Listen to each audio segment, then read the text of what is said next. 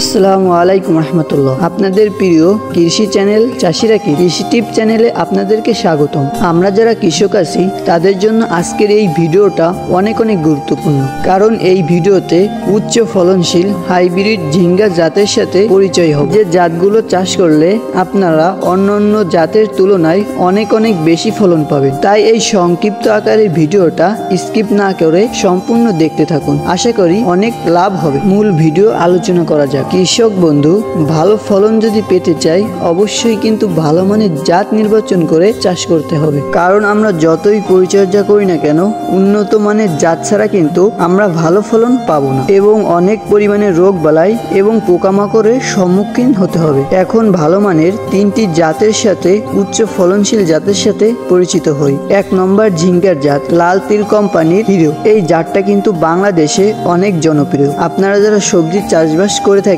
তারা এই জাতটা কিন্তু অনেকেই চিনে থাকতে পারেন, কারণ এই জাতটি কিন্তু উচ্চ ফলনশীল এবং গাছে কিন্তু প্রচুর ফলন হয়ে থাকে, এবং এই ঝিঙ্গা গাছের প্রত্যেকটা গিটে কিন্তু ঝিঙ্গা ধরে থাকে। আমি কিন্তু মুখস্থই ভাষায় আপনাদের সামনে বকবক করতেছি না, আমি কিন্তু যে তিনটি জাতের সাথে পরিচয় করিয়ে দেব আপনাদের সাথে, সেই তিনটি জাত কিন্তু আমি নিজেও চাষ করছি, এবং এই হিরো জাতটাও কিন্তু আমি চাষ করছি। তাহলে এখন এই জাতের কিছু বৈশিষ্ট্য নিয়ে আলোচনা করা যাক। এই ঝিঙ্গাগুলো কিন্তু অনেক লম্বা হয়ে থাকে এবং গাছ রং কিন্তু অনেক সবুজ হয়ে থাকে। এই জাতের বীজ রোপণের 40 কিংবা 45 দিনে কিন্তু এই জাত থেকে ঝিঙ্গা হারভেস্ট করা যায়। দর্শকবৃন্দ, আপনারা অনেকেই মনে করতে পারেন 45 দিনে কি ঝিঙ্গা কাটতে পারবো? না দর্শকবৃন্দ, 60 দিনে বয়স হলে কিন্তু আপনারা ভরপুর দমেই কিন্তু ঝিঙ্গা হারভেস্ট করতে পারবেন। এই জাতের প্রথম ভালো দিকটা হচ্ছে এই জাতের গাছে কিন্তু কোনো ভাইরাস দেখা যায় না, অর্থাৎ গাছ কিন্তু হলুদ হয়ে যায় না।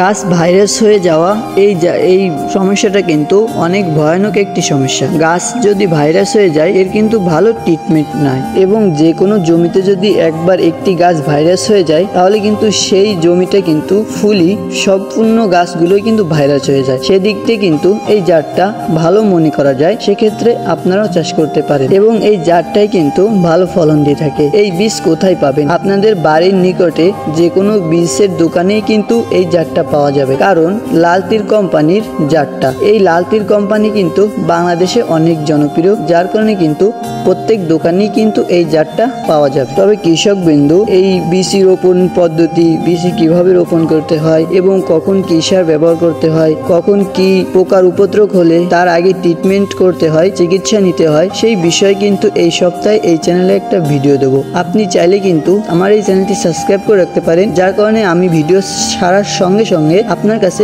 নোটিফিকেশন চলে যাবে। চলেন 2 নম্বর জাতটার সাথে পরিচিত হই। 2 নম্বর জাতটা হচ্ছে সুরেখা। এটি AR মালিক সিড কোম্পানির একটি বিশেষ জাত। AR মালিক সিড কোম্পানির ঝিঙ্গার কিন্তু অনেক জাত রয়েছে, তার ভিতর থেকে কিন্তু এই জাতটা অনেক ভালো এবং অনেক ফলন দিয়ে থাকে। তাহলে এই জাতটার কিছু বৈশিষ্ট্য নিয়ে আলোচনা করা যাক। গাঢ় রং সবুজ এবং অনেক লম্বা হয়ে থাকে এবং অনেক মসৃণ হয়, যার কারণে বাজারে অনেক চাহিদা। আমার কাছে সব থেকে যে ভালো দিকটা, সেই দিকটা হচ্ছে এই জাতটায় কিন্তু কোনো ভাইরাসের লক্ষণ বা কোনো ভাইরাস দেখা যায় না, এবং খুবই অল্প পরিচর্যায় কিন্তু গাছগুলো লম্বা হতে থাকে এবং রোগবালাই কিন্তু অনেক কম দেখা যায়। যেহেতু আমরা ভালো মানের জাত নির্বাচন করে চাষ করতেছি, সেক্ষেত্রে আমাদের মেইন যে বিষয়টা, সেই বিষয়টা হচ্ছে অনেক ফলন পাওয়া। অনেক বেশি ফলন দিয়ে থাকে আলহামদুলিল্লাহ। প্রত্যেক গিটে কিন্তু এই ঝিঙ্গা ধরে থাকে। যদি আমরা সঠিক পরিচর্যা করতে পারি তাহলে কিন্তু আমাদের প্রত্যেকটা গাছ থেকে 7 থেকে 8 কেজি ফল অনায়াসে হারভেস্ট করা সম্ভব,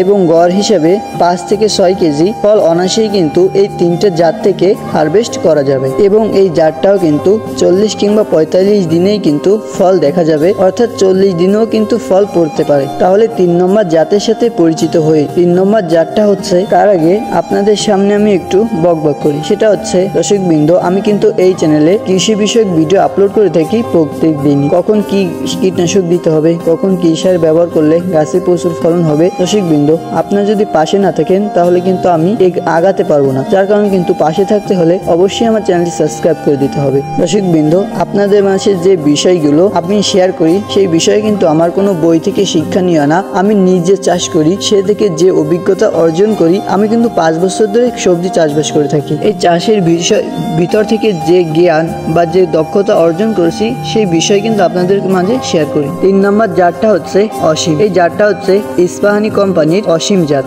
আপনারা কিন্তু অনেকেই এই জাতটা হীরা নামে পরিচিত বা হিরে নামে চিনতে পারেন। এই জাতটা কিন্তু বাংলাদেশে অনেক জনপ্রিয়।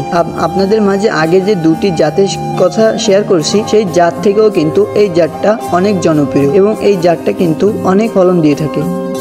আমি কিন্তু 3 বছর ধরে এই জাতটির প্রধান যে বৈশিষ্ট্য সেই বৈশিষ্ট্যটা হচ্ছে এর ফলগুলো কিন্তু মাঝারি আকৃতি হয়ে থাকে। তার ফলে হয় কি, আমরা যখন এই জাতটা বা এই ঝিঙ্গাগুলো বাজারে উঠাই তখন কিন্তু অনেক চাহিদা থাকে। এর কারণ হচ্ছে লম্বা যে জাতগুলো, এই জাতগুলো যদি বাজারে আমরা নিয়ে যাই তাহলে কাস্টমাররা ভাবে কি জাতগুলো বুড়া, যার কারণে কিন্তু এই জাতটা মাঝারি আকৃতি হয় এবং একটু বুড়া হলেও কিন্তু কোনো সমস্যা হয় না। আপনাদের মাঝে যে 3টি জাত শেয়ার করলাম এই 3টি জাত কিন্তু অনেক উচ্চ ফলনশীল জাত। আপনারা চাইলে যে কোনো একটি জাত চাষ করতে পারেন এবং আপনাদের কাছে যদি এক থেকেও ভালো জাতের সাথে পরিচিত হয়ে থাকেন বা পরিচিত হন, আপনি চাষ করছেন, ভালো ফলন পাইছেন, আমাকে একটু বলবেন, অবশ্যই কিন্তু উপকৃত হতাম এবং সেই জাতটা আমি চাষ করে পরীক্ষা করতাম কিরকম। দর্শকবৃন্দ, এই ছিল আজকের ভিডিওটা যদি ভালো লাগে কিছু করার দরকার নেই। ভালো থাকেন, সুস্থ থাকেন। আসসালামু আলাইকুম ওয়া রাহমাতুল্লাহ।